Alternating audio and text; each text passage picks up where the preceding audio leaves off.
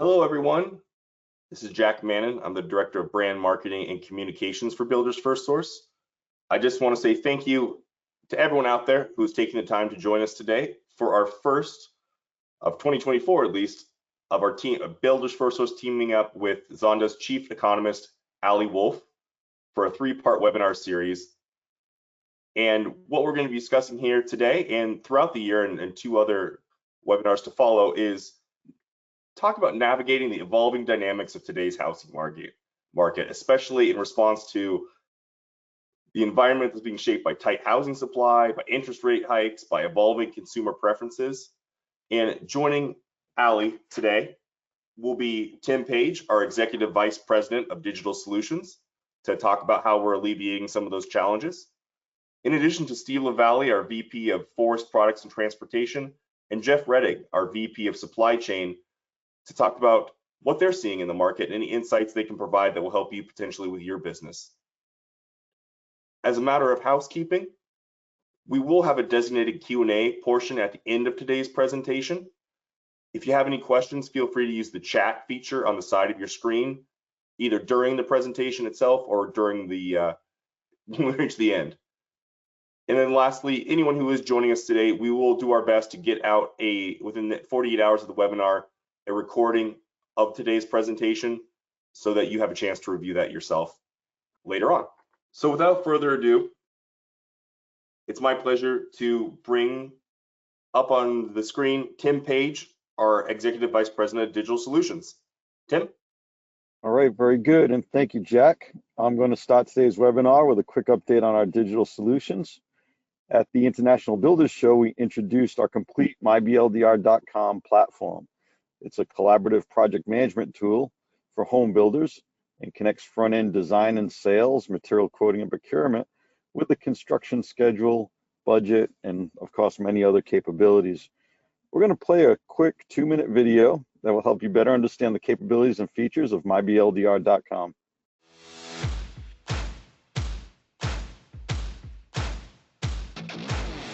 Building a home can feel like navigating a tangled knot of challenges.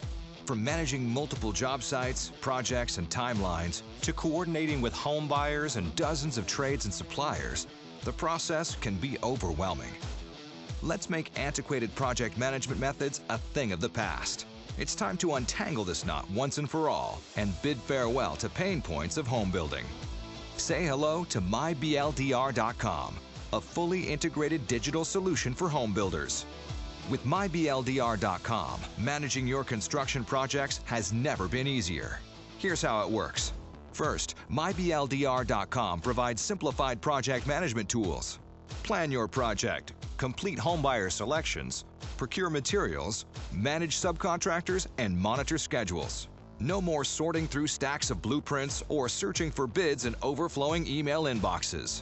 With myBLDR.com, everything you need is organized and accessible at your fingertips, including plans, homebuyer selections, bids, job schedules, invoices, and budget. Next, myBLDR.com offers enhanced collaboration. Review plans, share documents, and generate dynamic 3D models to align on project requirements up front. Say goodbye to endless phone calls and conflicts with your trades that cause costly rework and missed timelines. With myBLDR.com, all phases of construction are seamless and efficient. From aligning on the home plan and design to the final walkthrough, myBLDR.com even enables you to manage resources more efficiently. Get quotes, buy materials, and request deliveries from Builders FirstSource. Don't let the challenges of home building tie you in knots. Untangle the process with myBLDR.com and build modern efficiency into your business. Register for your free online account today.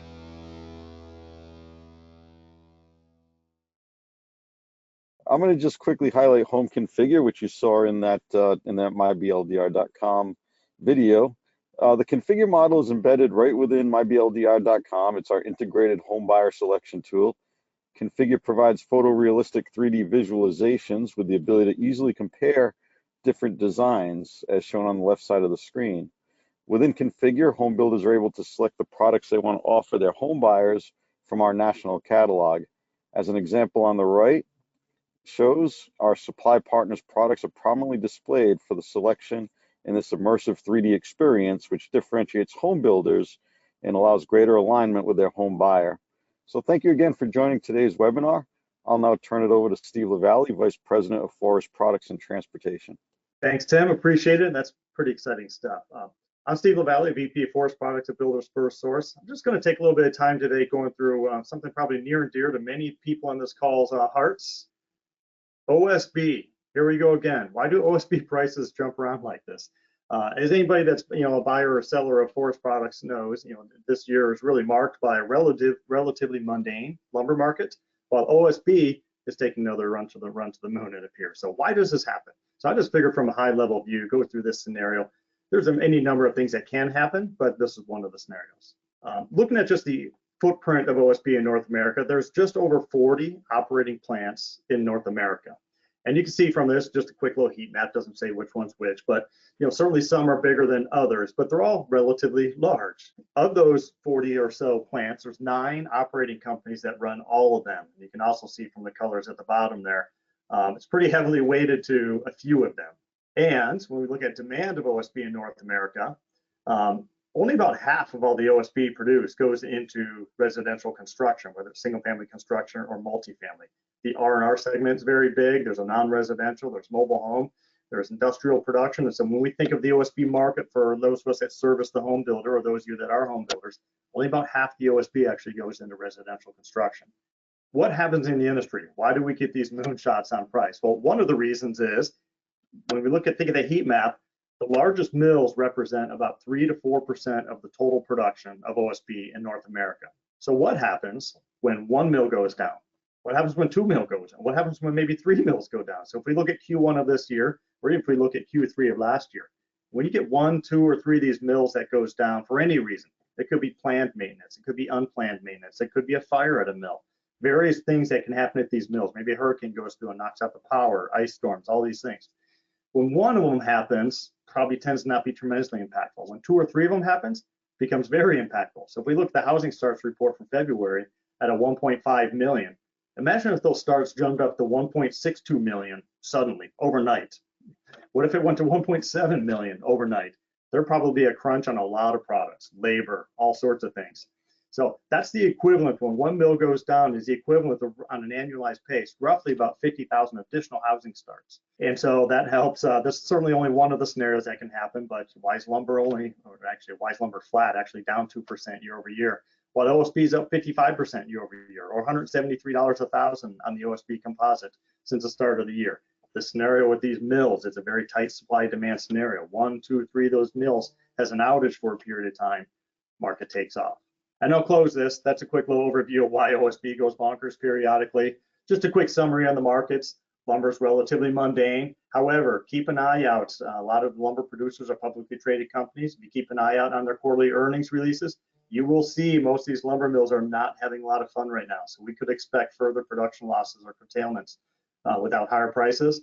OSB, we've definitely seen a very large run. Ultimately, production is going to catch up. These mill downtimes that we experience are going to catch up the demand. And this scenario will start to abate a bit. But for now, we're in a very tight OSB scenario. On that, I'll turn it over to Jeff Reddy. Hey, thanks, Steve. Hey, guys, I wanted to bring back a couple of slides we've shown before and give everyone an update from last year. We first had this slide back 6 months ago as we were looking into 2024 and trying to decide what was coming. And we asked the question, which of our key suppliers were investing in the business, either through additional capacity, capital expenditures, or increased shifts to raise production? I'm happy to say that these key suppliers have stepped up and are helping us grow our business as we're seeing an uptick in housing starts in 2024. Please keep in mind, though, that labor is still a controlling factor with a lot of our suppliers, just like it is in the broader economy. And if we see a very strong uptick, we could see some additional lead times. All right, as we look forward to the rest of 2024, we've seen some modest price increases so far this year, driven mostly by labor, energy, or trucking expenses. We expect to see that continue this year as we go forward with other suppliers. On a side note, we have had a lot of questions around the Baltimore Bridge collapse and/or issues around the Suez Canal and how it's going to impact supply chain going into this year. We have seen a slight uptick on the East Coast around lead times with millworks and doors, just a slight one though.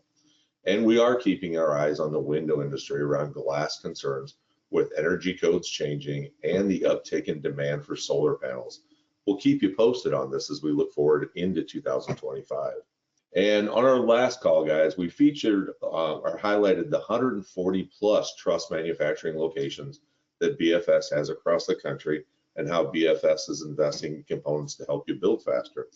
This time, we'd like to highlight the 45 EWP saw locations across the country, helping provide floor systems that can be PET'd for you to provide a faster installation process and reduce job site waste, or how we can install holes in your floor systems that enable your subcontractors to install the mechanicals in a more timely manner. As always, please reach out to your local BFS sales associates to see how we can help bring efficiency and innovation to your job sites. And now I'll turn it over to Allie, the star of the call today and the chief economist for Zonda. Allie? Awesome. Thanks, Jeff. And hello, everyone. I am delighted to be here to go through the state of the housing market. Now, as mentioned, I am Allie Wolf, the chief economist with Zonda. If you're not overly familiar with Zonda, we are a housing data and consultancy firm. We track the entire building life cycle from raw land all the way up to the closing out of new home communities. Now, any of you that have been on one of these webinars in the past, you know that while our proprietary data comes from the new home space, we know to get a holistic view on what's happening in real estate markets, we need to, yes, understand the current state of the market, but also dive into what we're seeing with different buyers, what we're seeing in the remodeling space, in the rental space. In today's presentation, we'll talk about land and lots, and then we'll finish with our forecast and final thoughts. So I have 40 minutes to get through these 5 sections where hopefully we'll have a very thorough presentation by the end where you know where we stand and where we think the market is going.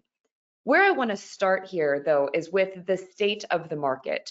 And if you look at existing home sales, this slide I have been presenting, and it hasn't really changed for the past 18 months. As we look at existing home sales, still the largest share of total transactions, for sale transactions, the market's still hamstrung. We can see down 26% compared to 2019, most markets down year over year and from that pre-pandemic. And the reasons behind this drop in existing home sales, or I'd say these low levels of sales, comes down to what we've said before: affordability, consumer confidence, but also inventory. Now, I will say I just put these March inventory slides in 5 minutes ago, so these are brand new, came out this morning. I wanted to at least get a few of the slides in here so we could see where March active listings look like on the resale side. We see that March followed the same trend we saw in January and February, which is all 3 of the months this year have seen the most inventory since 2020. The data for March shows that active listings are up 24% compared to last year. But as I always say, context is important, still down 38% compared to pre-pandemic. When you look at the March data by market, not much of a shift here. We're finding that San Antonio and Austin are still the 2 markets with the biggest increase compared to 2019. That's been the trend on and off for the past 6 months. San Antonio and Austin have gone between above 2019 and below, but now for the past 2 months, consistently above. In other areas, though, you can see LA, DC, Vegas, we'll talk about Vegas a little bit later, still a really extreme drop in active listings compared to pre-pandemic. What we like to do, though, is understand where we're seeing the biggest changes compared to 2019, but also understand where we're seeing the biggest changes year over year. To us, this will flag some markets that we think we should be looking into. So again, you'll see Vegas down 30% compared to last year. We said nationally, what was the number? Up 24%. So you want to identify any markets that are above that national level. You can see Tampa, Orlando, Denver, Jacksonville, Dallas, San Antonio, Houston, each of those seeing a greater growth in active listings compared to last year than the national average. Really seeing a cluster, though, if you could describe it simply, in 2 states, seeing a rise in Texas and in Florida. And as we look at something like this, we have to ask ourselves, well, why is that the case? And we've come up with a handful of reasons, some of them may be bad reasons, some of them good reasons, why we're seeing an increase. We know in select markets in these states, there have been higher insurance costs or the removal of insurance access entirely, renewals that have come in at the same time of seeing higher property tax bills. So I think in some instances, you have people saying, well, maybe I want to evaluate my living situation. We know there may be some opportunistic sellers that were perhaps nervous about where the market was going to go. Now they feel more comfortable. They're going to sell their homes because home prices have held high. But I think the most important thing is if you talk to consumers about why they're not moving, yes, the lock-in effect, the low interest rate they have locked in is important, but also a lot of people feel stuck. They feel like they don't have many other options. And if you look at Texas and Florida, and we'll talk about this more later, these are a couple of the biggest production markets across the country, more competition or more supply from the new home side, allowing for a bit more mobility. Now, like I said, I got the data 5 minutes ago, so this is still showing the February trend, but what I'm going to go through holds even with the March data. As we look at active listings, though, and we go back to that national number, what we think is important is to run the scenario. What might happen if nationally we see active listings rise an additional 10% from where we are today, an additional 20, 30, 40? At that 40% rise, it gets us back to where we were in January of 2020. A 50% rise in active listings gets us back to where we were in 2018. Put a different way, we would have to see a pretty dramatic change in the listings backdrop nationally to get back to something that even looked similar to pre-pandemic. But as I think about the resale market, I have to then tie that relationship to the new home side and say, all right, well, we know that the new home market has done particularly well because they've gained this share in the market. Instead of representing 10 to 15% of total inventory, we're now at 30%. But again, what happens if resale inventory goes up 10%, goes up 30%, goes up 50% from today? All else equal, a 50% increase still leaves us above the historical average for the new home share of the overall market. And we know that that has played into the relative success from the new home market. As we look at this, we've talked about the funneling effect in the past of people saying, all right, where can I find inventory? Where can I find something that's brand new that can help me justify paying today's prices, today's interest rates? The new home market has made a lot of sense for some consumers. As we look at this, it's showing you new home sales by month by year. In this case, February is the most recent data. You can see well off where we were in 21 or early 22, which makes sense given interest rates have more than doubled since then. To me, the important thing is looking at that context compared to where were we last year? Where were we in 2019? And we see this outperformance. More specifically, though, we like to assign a label to the market to just help us understand how the market has shifted. We do so with our Zonda market ranking, our ZMR. And so you're looking here at the history of the ZMR. And for the beginning of this year, what we're finding is a slightly overperforming market, which is up from average at the end of last year. Now, importantly, this data is seasonally adjusted. So that is not saying, oh, the end of the year was slow, it was average, it always is. No, we account for seasonality. So this is actually showing a bit of an outperformance relative to this time of year. 64% of the top markets that we're tracking continue to be overperforming. That will be a green dot. Yellow dot will be average, red dot will be underperforming. And the important thing that I notice here in the data is a bit of a return to a discussion point that we had in early 2023, which was this idea of an east-west divide. We saw that throughout most of last year, we saw green dots, red dots, yellow dots spread across the country. Now we're seeing more of that concentration of the green dots in the eastern US again. We attribute this largely to affordability, to base prices in many markets in the East starting lower. So even after seeing the home price appreciation, we have seen some affordability continue to hold, especially for people that are moving. And as we go later in this presentation, we'll talk about the migration patterns and how it plays into this. When I talk to some builders though, that are in a significantly overperforming market, sometimes they'll say, well, I disagree with your state of the market because it doesn't feel like the market's easy. Every home that we have to sell is taking a lot of work or maybe taking a lot of money. That's an important thing. The ZMR does not care how hard it is to sell a home. The ZMR just cares that a home has been secured. And what builders have, another one of the advantages, is the ability to address fear and affordability via incentives. The majority of new home communities across the country today are offering incentives, but what builders can also do is address supply. Now, this is what I alluded to earlier when we looked at the new home share of total inventory. That has gone up, but I want to show more specific data. When we think about consumers that are shopping today and we say, okay, they're looking at their options, a lot of consumers are saying, well, I want to move now. I want to move during the spring selling season. I want to lock in my rate soon. I want to have that certainty. And sometimes that's why they go and buy an existing home in the first place.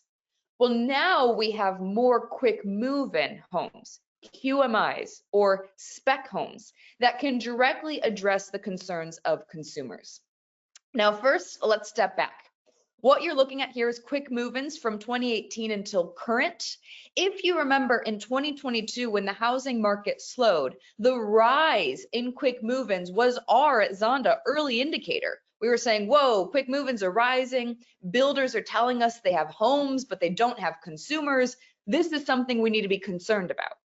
And we saw, though, once the market started to show signs of life again, these quick move-ins remained elevated relative to what we had seen before 2022, which I think at surface could say, oh, well, is that bad? To us, what this is now indicating is a strategy shift. Just take Toll Brothers. On their earnings call, they told us point blank, they have intentionally shifted to only about 10% of their offerings being spec homes to now 40 to 50%. Now, Toll being luxury, trying to get them to the consumer soon so they can still make some of those design changes, some of those finishes, those choices. But we think this has been how the market has changed. Builders saying, let's go to where consumers are. They're frustrated with lack of resale supply. We can directly address this. In fact, as we look at quick move-ins, we can track out the year-over-year change, and then again, that change from 2019. The fact that the majority of markets have quick move-ins down year over year is telling us that these homes are selling out quicker than they can be replaced. But remember, we talked about Vegas earlier having the biggest drop in resale inventory. Vegas is also #1 for the biggest change in quick move-ins year over year and 2019. To the extent that a builder can pivot, to the extent that the builder has lots and can actually adjust for this, we know that in a lot of cases, builders are able to fill the gap of what's missing in the other side of the market. Now, as we go through this presentation, I already talked about how the relative strength of the housing market depends on the location. In the next section, we'll talk about how it depends on the product, it depends on the price point, it depends on the consumer. It also depends on the sub-market, on the builder. There are so many factors that go into this. And so as we looked through our March builder survey and said, hey, how would you describe the state of the market? What was interesting in March is it was a very mixed bag. So we had some builders saying, buyers are getting used to these higher interest rates. The market's picking up steam. It's really resilient. We have some builders saying, the market's stable. It's slow and steady. It's healthy, but still interest rate sensitive. And then we have our fair share of builders saying, we're fighting for sales. We're heavily discounting inventory to be able to secure these sales, which goes back to what I said earlier. Even as we look at the ZMR, even as we look at total sales, we do know that it takes a lot of work and in many cases, a lot of money to help the market operate the way it has. If you've tracked our builder survey responses, we like to track the directional trends. And so this is showing you January, February, and March, the same question. How is the market doing relative to your expectations? You can see a modest shift to the right, a modest downshift where a little bit more builders are saying, hey, the market's slower than expected, but we still have 60% saying demand is on track with what we expected. The comments, March started off stronger than we thought, but seems to have cooled down a little bit. Year over year spring selling season about the same. Selling season seems more challenging than previous years. So again, pretty much a mixed bag on the whole, though we are outperforming last year nationally and compared to 2019. But we have to take this discussion another step further, because as much as we say it's builder by builder and it's market by market specific, we're also finding some pretty interesting trends when you look at price level. So this is looking at the average sales rate by month by year. This, you should look at it as sales adjusted for supply. And this upside down pyramid is the shape that you almost always expect to see, which is entry level has more potential buyers, will generally have a higher average sales rate than a high-end community. That goes into buying land. That's a pretty well-known fact in our industry. What's been interesting though, is as we've pulled this data and said, all right, how has this shifted compared to pre-pandemic? We see entry level sales up 20% compared to pre-pandemic, which sounds great until we find out that move up sales are up 40%, high-end sales are up 35%. So we are finding that the entry level market is still doing best relative to itself though. And we hear this directly from builders that say, we wanted to pivot towards entry level to that lower price point, but a lot of our consumers are buying off of income versus wealth, and they're struggling a little bit more in today's market. In fact, you can see this here. This is tracking out our share of sales in the new home market over time.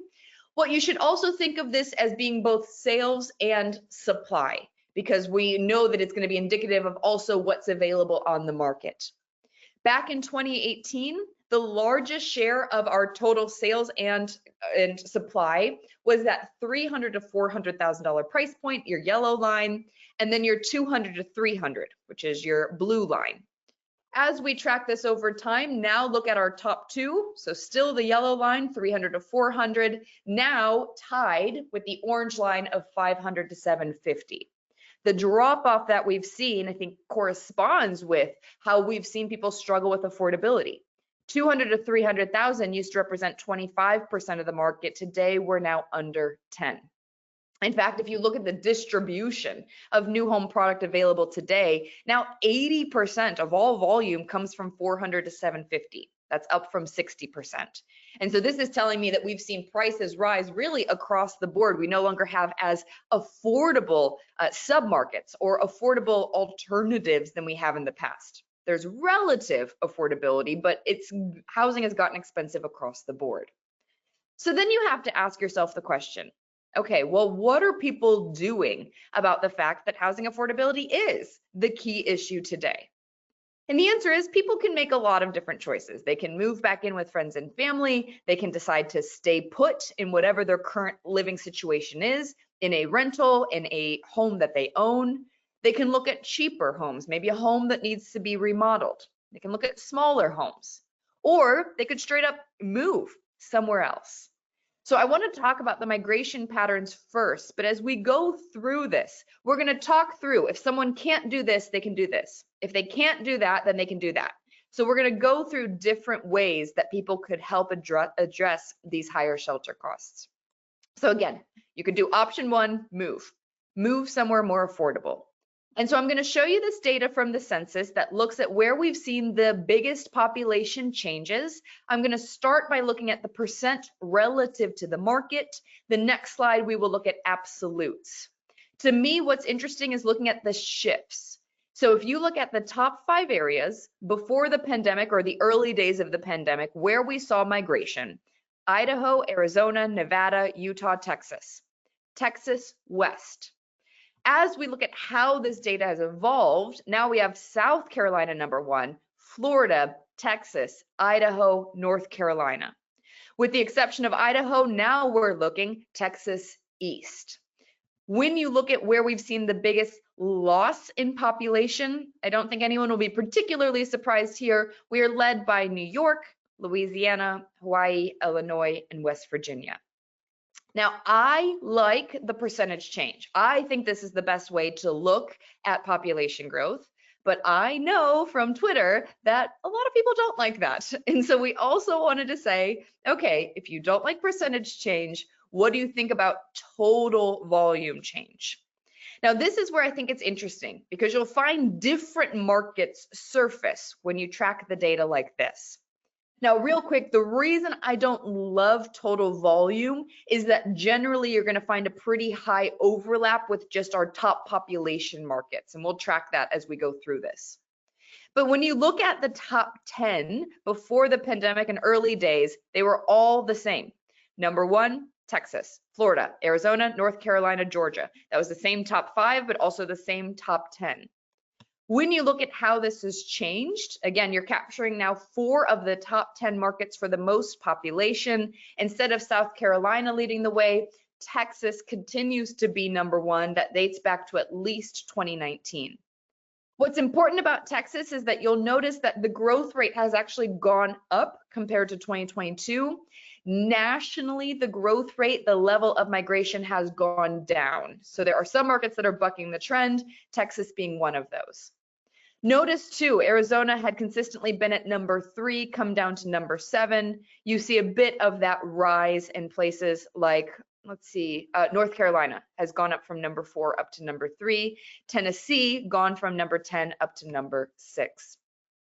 When you look at the bottom now for absolutes, you now have 8 of the top 10 for population covered. We still have New York at the absolute bottom, followed by California, Illinois, Louisiana, and Pennsylvania.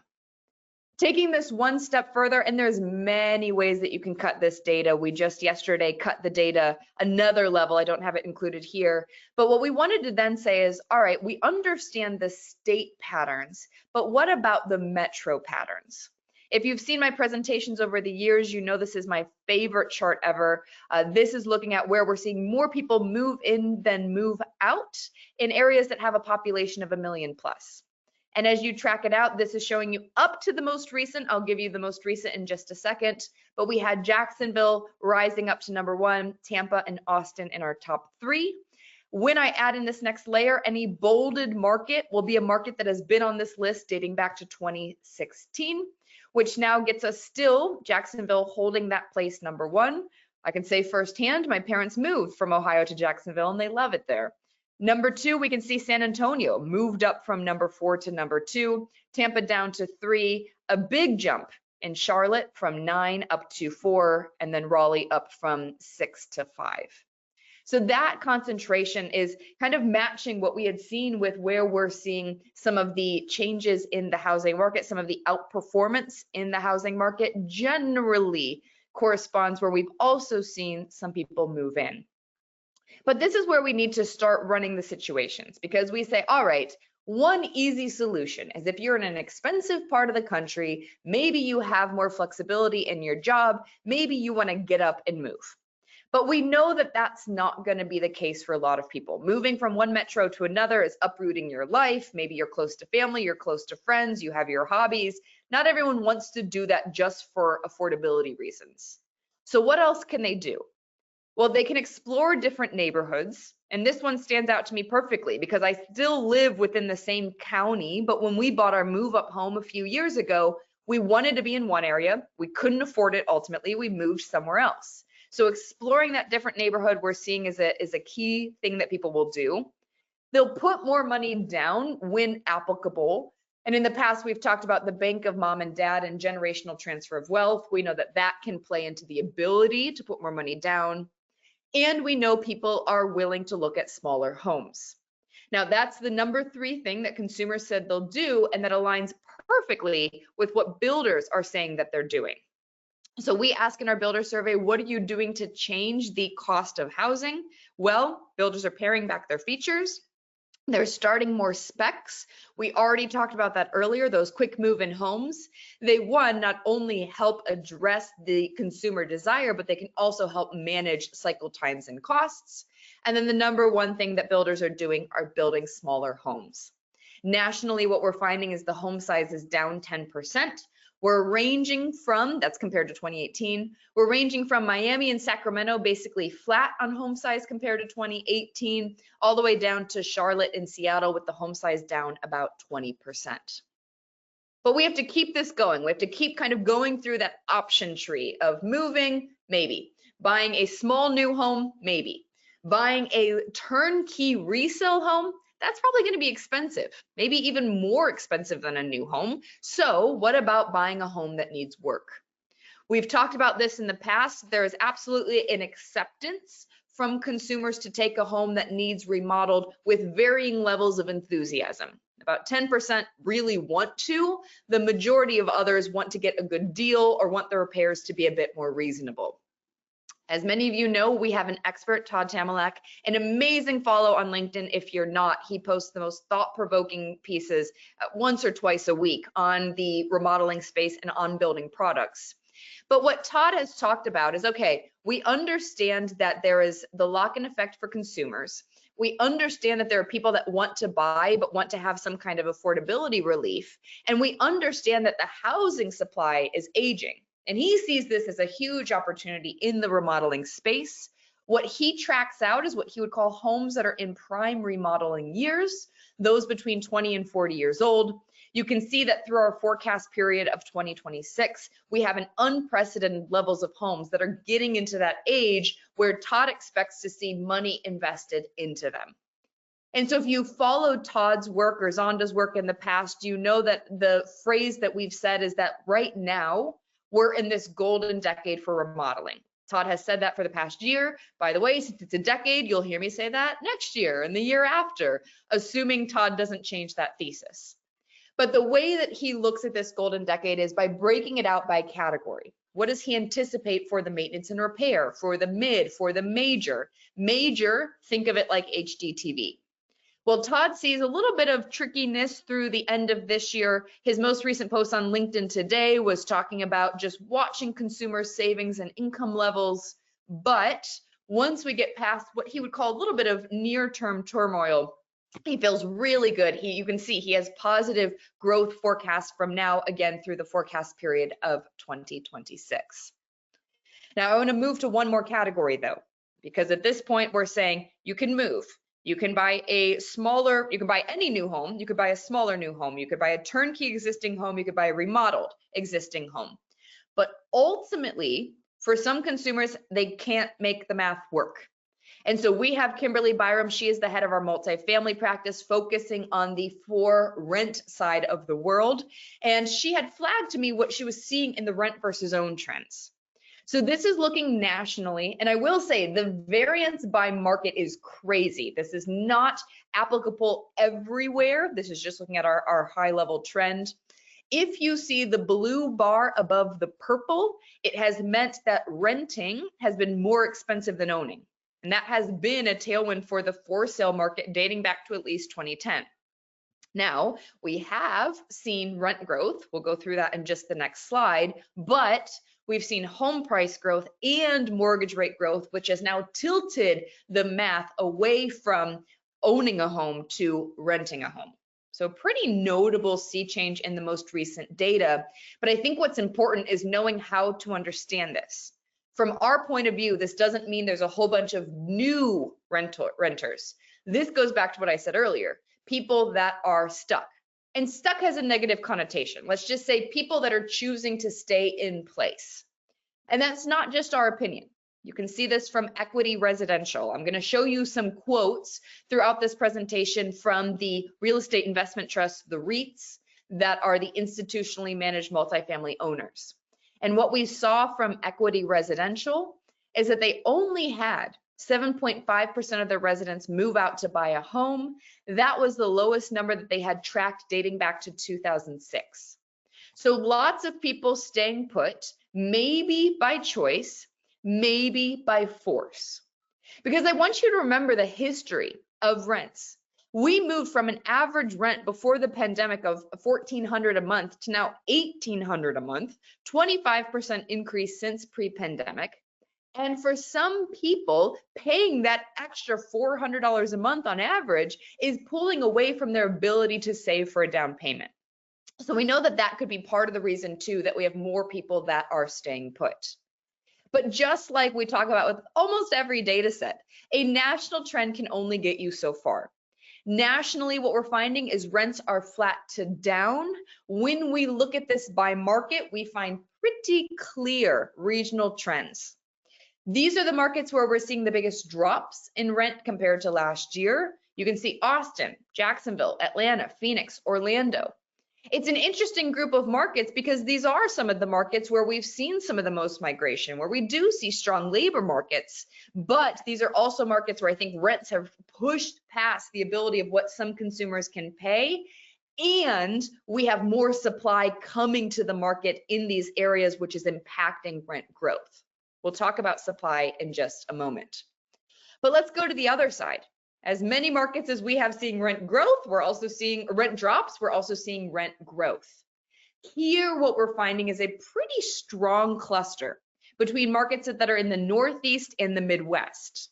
What you'll also find is what we call more established markets, the Bostons, Chicago's, DC's, New York's, California's of the world, where it's just very hard to get more supply built.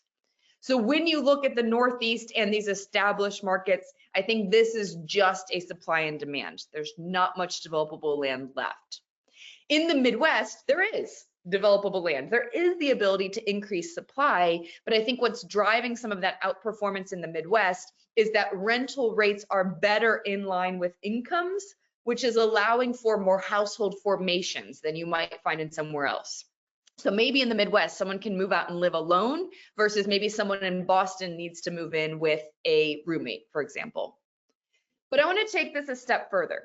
When you look at where we have seen rents go up and rents go down, you then want to also layer in the supply side of the discussion. This is looking at units that are under construction currently versus the historical average. You could absolutely argue that maybe the historical average is not your perfect point for comparison, but I'd say take this data out of it if you don't like that kind of comparison and turn directly to the REITs that have said that they are concerned that there are certain markets across the country that are going to see this influx of supply that is going to impact their ability to raise rents, that is going to increase their use of concessions, that's going to cause a bit of an imbalance in the near term. So again, coming directly from the REITs, has nothing to do with our opinion. What we have heard is that there's some concerns about San Francisco, Seattle, and the Sun Belt, where they anticipate the overall rental market to be slower than you would imagine because there is so much supply that is going to be delivered over the next couple of years. Southern California, Midwest, Northeast, really no concerns of some kind of oversupply. What I would say from our discussions is that the kind of prevailing sentiment is that we were undersupplied with rental product. For a very short period of time in a select group of markets, there is a fear of an oversupply that then reverts right back to an undersupply as we go 2026 and beyond. So it's kind of this weird jaggedness that I think ties to the development timeline of multifamily homes or for rent homes versus what we're seeing on the for sale side. Which brings me back to this discussion on for sale. So we understand that there's these different options that consumers can explore and there's varying levels of strength and weakness, but I want to go back to what I had said about quick move-ins. Now remember, when we were looking at those quick move-ins or those spec homes, I said, hey, they're selling out quicker than they can be replaced. The exact same sentence could be put towards community count, anywhere where there are 5 or more units for sale. Community count nationally down 25% compared to 2019. More established markets and some of our migration hotspots, so Baltimore, LA, Philadelphia, DC, New York, San Francisco, but also Tampa, Atlanta, and Charlotte, we have community count down 50 to 70% compared to 2019. Now, in some of the bigger production markets, maybe easier to get new homes built, more developable land. We have Minneapolis, Phoenix, Riverside, San Antonio, Dallas, Vegas. This is where we're at least closer, if not basically in line with those 2019 levels. So the supply story very much varies by location. But we know a lot of builders. Again, if you just go through the earnings calls, there's this idea that we want to increase our community count. How do they do it? Well, they do it via starts. So this is our top markets for housing starts, 1 through 25. No surprise, 1 through 5, same markets we almost always see: Dallas, Houston, Atlanta, Phoenix, and Orlando. Now, the way that this chart is organized is 4Q23 annualized is basically looking at 23 over 2022. The fourth quarter data is the most recent available. We will have first quarter probably available within the next month.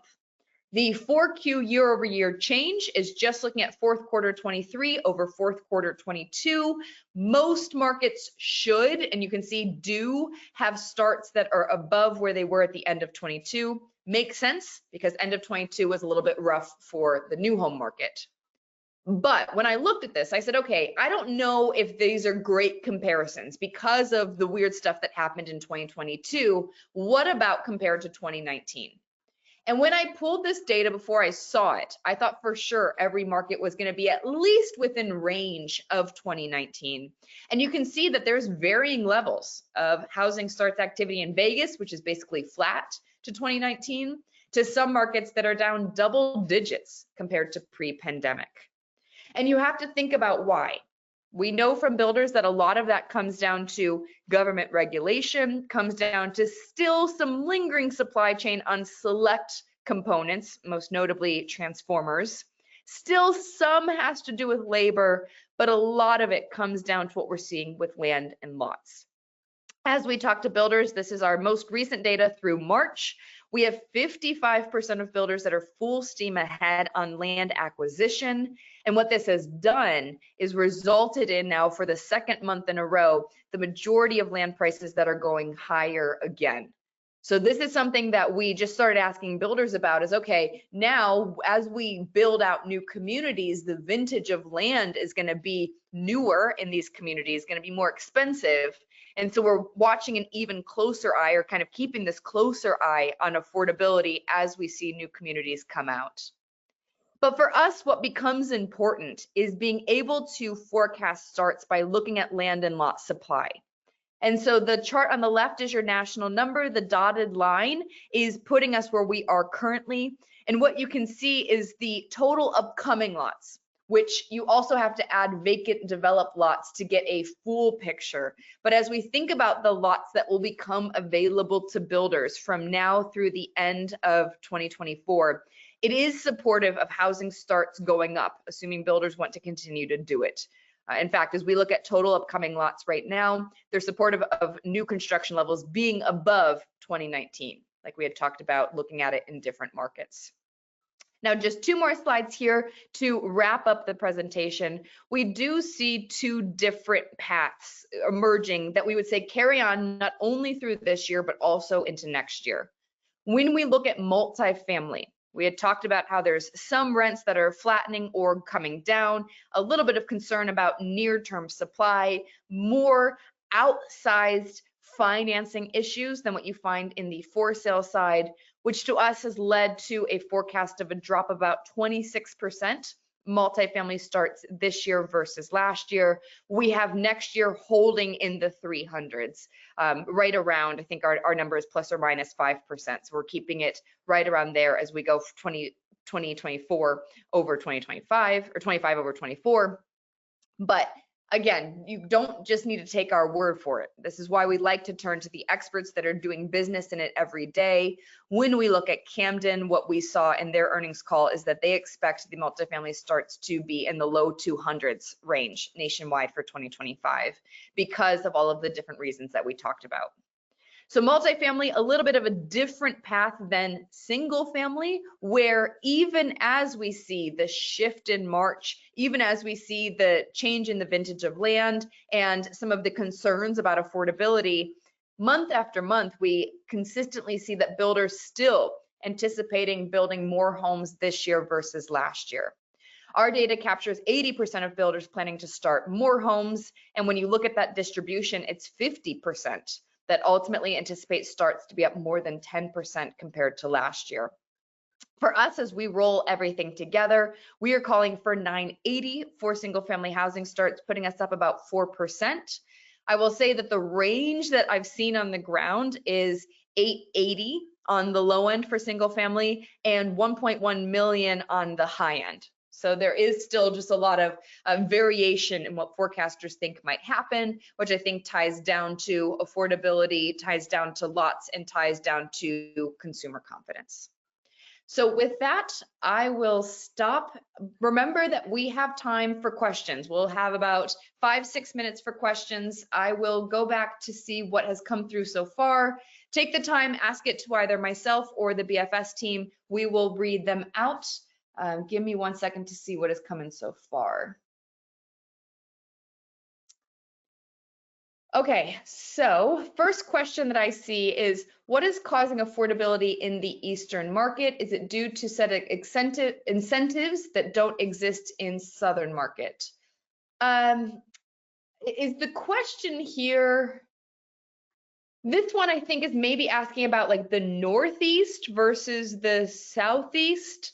The affordability from our point of view, when you look at some of the areas in the Northeast, because let's step back. I was saying that I think the East is doing better than the West because the East has had lower base prices, which has allowed some of the affordability to be absorbed easier.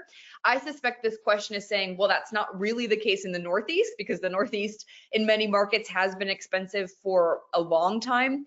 What we would attribute some of the outperformance in the Northeast to, yes, it's incentives, but the incentives are still offered in the southern part of the country. I think it comes down to the existence of the individuals in the Northeast that have a lot of equity in their home, that have, it's an older population in the Northeast, so you have people that have higher levels of wealth over time, and you have people that have owned their homes and maybe have moved to a different submarket within the Northeast, which has allowed for the affordability to feel better.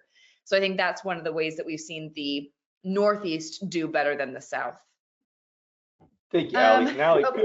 feel free to take a breath, Allie. You've been talking a ton here. I just sent you a couple more questions, and I'll just kind of stall for you a little bit here. But some of the questions I'm getting here is this presentation going to be available? Absolutely, as well as a recording of it. Give us 48 hours, and anyone who's attended will get a follow-up email to be able to download those. Allie, back to you whenever you feel ready to go. Awesome, thanks, Jack.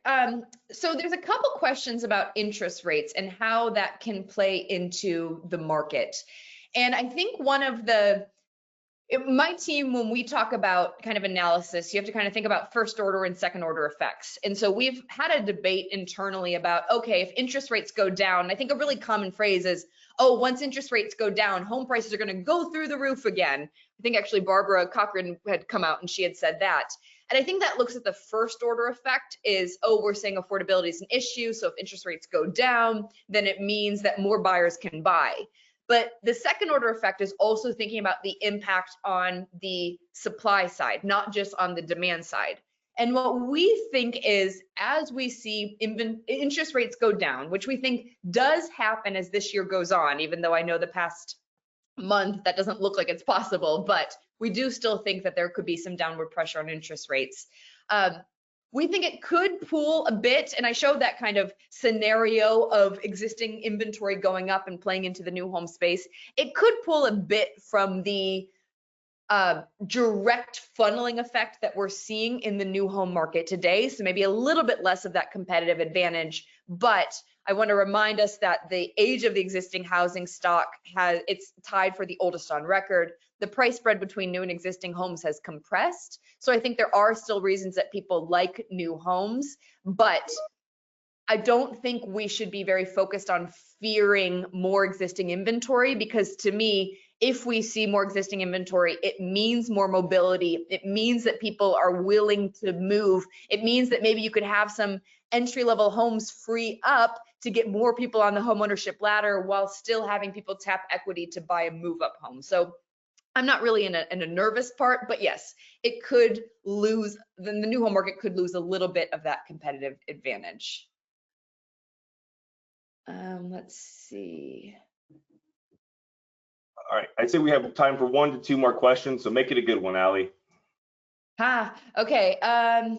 Are home builders still looking for developable land, and what are the top 3 states you see that demand? Definitely. So remember, we saw 55% full steam ahead, but then it was still, I think, over 30% that are cautiously moving forward. The top areas right now, definitely seeing a lot of activity besides the obvious, besides our top production markets. I'd say a lot of activity still in the Carolinas. We are seeing a lot more growth and stability in the Midwest, though I guess maybe not the top area, but we're definitely having more builders talk to us about the Midwest. And then I would say still a concentration in Texas and Florida, which is a boring answer, but true. Let's see, one last one. Anything for the BFS team, Jack, or should I keep going through this? No, they have all been very alley-centric, as expected. Okay, there's a question about home sizes 2 million plus. What I will say is we have the data, we can track homes that are at the 2 million. For us though, we just put out a new research piece. I love it. It's one of my favorites that we've done in a while, which is looking at where we've seen the biggest change in home product, 1 million plus. And so I think the reason that you're not seeing 2 million is the 1 million plus only represents about 10% of the market. So when we think about where is there the most kind of value to the content that we analyze, we want to look at the lion's share of the market. So if 1 million is 10%, the 2 million is going to just be a smaller sliver of that. So we don't include it regularly. But it's been very interesting to look at the 1 million plus market, which has gone into markets that I think most of you would be surprised to hear, where we actually have a pretty high concentration in Dallas, for example, of where we're seeing the most 1 million plus product across the country. So with that, Jack, let me turn it back to you. Yeah, that's great. I know Allie is up against, she's got another webinar here right after this one, folks. She is in high demand, and we are very fortunate to have her, and we look forward to having her 2 more times this year. With that, I think that brings us to an excellent close here. Our next market intelligence webinar between Builders FirstSource and Zonda is going to be happening July 25th, which is going to be here before we know it. And everyone here who has attended will get a link that allows them to download and access the presentation materials from today. And on behalf of Builders FirstSource, I just want to say thank you to everyone who took the time out of the day to be with us, and hope everyone's staying in good health and is having a very productive 2024 thus far. Thank you. Everyone have a wonderful day.